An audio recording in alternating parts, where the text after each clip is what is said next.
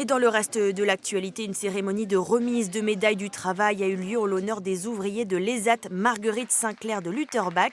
35 de ces ouvriers se sont vus remettre cette médaille et un diplôme. Un moment unique pour une reconnaissance de leurs compétences et de leur travail.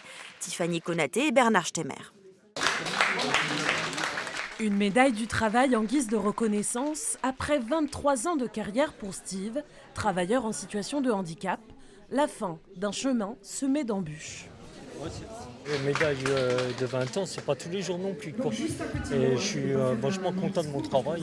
Je suis ému aujourd'hui parce que c'est un plaisir de voir qu'il est arrivé à ce stade-là. Et j'espère qu'il continue, qu'il arrivera à ses 30 ans. Favoriser le pouvoir d'agir, comme on dit ici à Saint-Clair, en d'autres termes, gagner en autonomie, en précision, en confiance en soi, mais surtout créer du lien social. L'appréciation, c'est l'entourage des collègues aussi, qu'on s'entraide et on se considère comme des familles, quoi. Une famille de 70 ouvriers pour le moins productive. Sous-traitance, restauration, blanchisserie.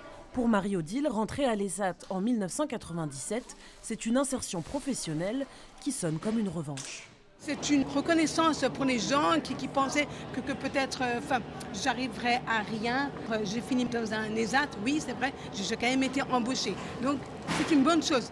L'objectif pour la plupart, intégrer à terme un poste en milieu de travail ordinaire, un défi loin d'être gagné.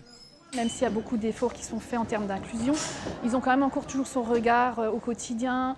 Ils nous parlent au supermarché de gens qui ne sont pas très tolérants et donc ils se sentent un peu quand même beaucoup stigmatisés alors qu'ils ont une vraie place dans la société.